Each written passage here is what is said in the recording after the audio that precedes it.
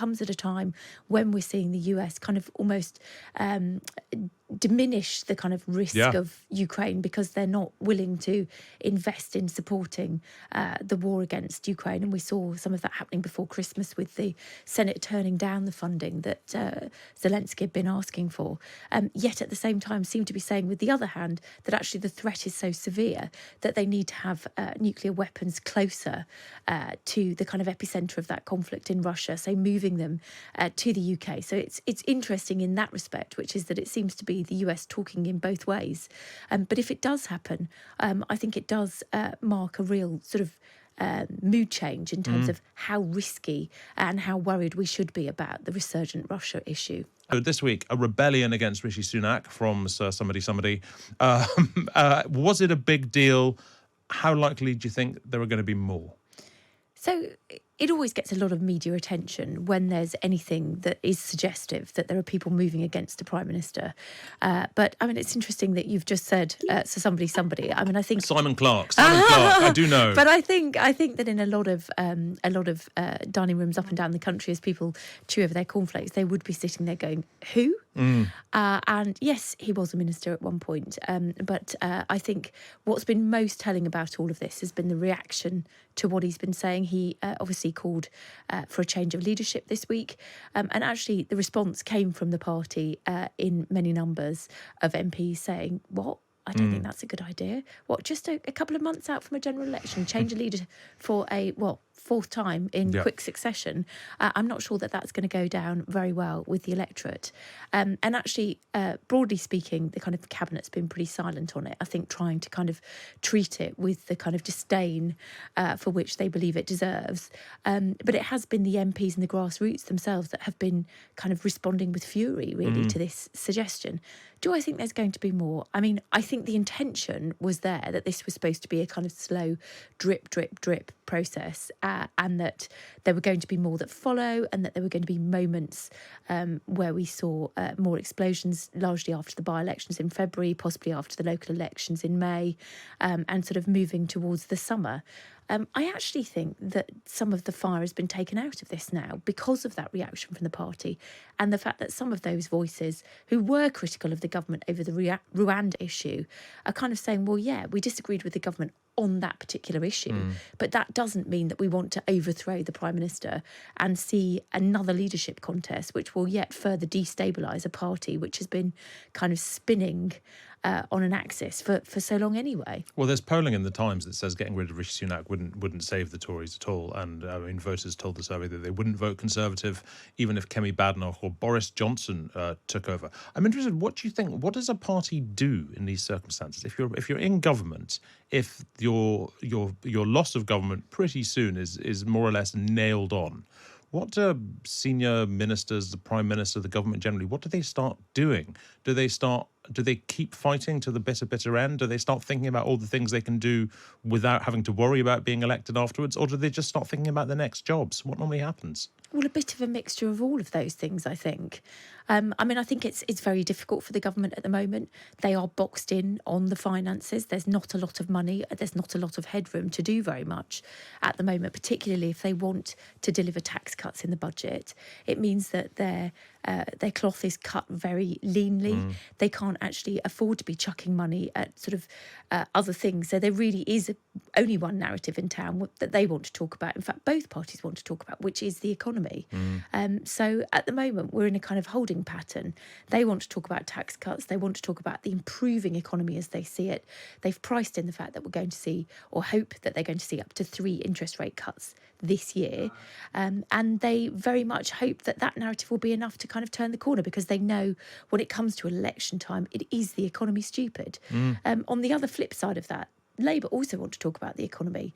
They want to be proving to the nation that they are a party that can be fiscally responsible, something that has always been thrown at them, particularly during the Corbyn years, that they were coming up constantly with the magic money tree. And so we're going to constantly, I think, see the kind of battle of the finances as we head towards an election. But I'm just not sure, in a cost of living crisis, when we've got people who are really struggling out there, that any of this particularly cuts through, particularly because very few people are actually feeling better off, Yeah. largely because there are so many people now that have been dragged into that high rate of tax, Sure. which is something which is really expensive to deal with. On tax cuts, the Conservative chair Richard Holden says there'll be 2 tax cuts before the election. Is that your expectation too? It's really interesting, that comment. You kind of don't quite understand if they're perhaps suggesting that there'll be another fiscal event before an election, which would obviously be an autumn statement. So that'd push the election back quite some way. We'd be into December Yeah. if that's going to happen. I mean, unless they're being clever and suggesting that they're going to cut taxes in 2 separate and distinctive ways, and that those things are going to happen both at the same time, it would suggest that he's hinting towards having an even later election. Now, I think a lot of this is sort of smoke and mirrors. My feeling is that the government has very much kept all its options open, even so far as keeping May as a sort of a live prospect. On the off chance that something turns up, on the off chance that the optics change dramatically, I think, we've heard from sort of Tory strategists that if the polls started to narrow, they push the button quite quickly. Yeah. So I think it's more a nod to the fact that they haven't made a decision and that they're basically looking to see what happens in the course of the year. In very different matters, the Daily Telegraph says it's seen plans to upgrade RAF Lakenheath in preparation for nuclear weapons coming to the UK. What are you hearing about that? And is that likely to be a political... I was going to say the word football, but that seems wrong with nuclear weapons. Whatever, choose your analogy. Are you hearing this is likely to happen? To be honest, it was a report that came completely out of the blue to me, Right. but I think it's a very significant story. I'm almost surprised that it hasn't been given more attention today. This seems to be coming from leaked planning documents in the US from the Telegraph's US editor. Right. And if true, is really interesting because it comes at a time when we're seeing the US kind of almost diminish the kind of risk of Ukraine because they're not willing to invest in supporting the war against Ukraine. And we saw some of that happening before Christmas with the Senate turning down the funding that Zelensky had been asking for. Yet at the same time seem to be saying, with the other hand, that actually the threat is so severe that they need to have nuclear weapons closer to the kind of epicenter of that conflict in Russia, so moving them to the UK. So it's interesting in that respect, which is that it seems to be the US talking in both ways. But if it does happen, I think it does mark a real sort of mood change in terms of how risky and how worried we should be about the resurgent Russia issue. And politically, you'd think, I mean, it's hard to imagine many Conservatives being against this, but I wonder how strong the kind of sort of pacifist, disarming CND streak still is in Labour. Because, I mean, Keir Starmer is fairly loud and outspoken on defence. Presumably, there are still aspects of his party, the more sort of Corbynite bits of his party, that would make quite the fuss about this. Yeah, and we know that element definitely exists within the party, given some of the debates that were had around NATO, for example, and also, even the response to the Salisbury poisonings was something that, was one of the kind of nails in the coffin for Jeremy Corbyn, amid the suggestions that he was not strong enough on the security of the realm. And yes, but I think you'll find that is quite a niche and a small minority now of the Labour Party. And I think as they come closer to power, they don't want to be having these kind of arguments anymore. Many of them have got half an eye on whether they're going to serve a position in government, in a cabinet. And so I think they're being much more cautious and careful about what they say. But yes, I mean, you will see the odd one that feel very passionately about this. But having said that, we do have our own nuclear deterrent already on these shores, up with Trident up in Scotland. So I think it almost becomes a sort of moot point because it's just adding to the arsenal of weapons that we already have. Yeah, indeed. Well, look, you mentioned, foreign affairs and war and so on. Israel this week. David Cameron was in the Middle East. He was sort of he wasn't exactly outspoken, but he told Netanyahu that Britain supports a two-state solution when Netanyahu doesn't, and he talked about the need for an immediate humanitarian pause and things like that. We also had the ICJ ruling. The International Courts of Justice ruling on Israel and basically warning Israel to take all steps to avoid genocide. Does this change the political calculation here at all? Do you think the government is going to maybe sort of start to mollify its almost its strong support for Israel?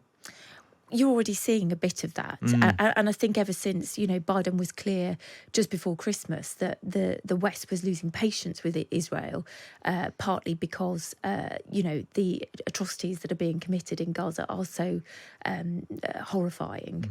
And I think the longer that this goes on, the fact that we can see a kind of humanitarian disaster unfolding before our very eyes, and the fact that, that there are very narrow routes to any kind of positive outcome in this, given that Hamas still have control, they still have those hostages. That we haven't seen much progress in that over the last few months, but at the same time, there's lots of innocent victims that are being caught up in this, and the situation remains incredibly dire. So I think it's likely that we will see more language which is perhaps more confrontational towards Israel, and sort of pushing them really into coming up with some kind of solution that starts dealing with this, whether it be more humanitarian pauses which lead to that more sustainable ceasefire. But we are seeing the kind of tiptoeing and steps towards that happening, in terms of, I think the pressure that's building up now on Israel to do something.